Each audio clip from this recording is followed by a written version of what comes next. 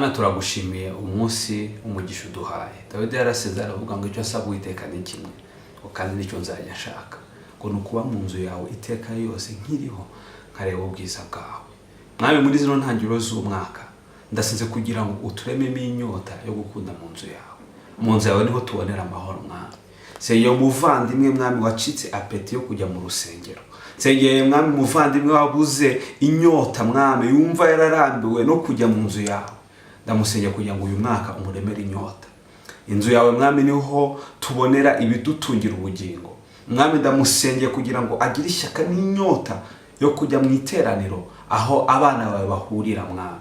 Kandi by'umwihariko Mwami ndasinze kugira ngo amateraniro azaba muri uno mwaka, aho abana bawe bazaza bagiye guterana, ujye umanuka Mwami. Ibizajya bihavugirwamo bigiye bari ibyo kubaka abantu. Abazavuga ubutumwa Mwami ndabasabiye amavuta mu izina rya Yesu Kristo. Indirimbo zizaririmbwa Mwami, reka uyu mwaka abantu bazishimire kuba mu nzu yawe.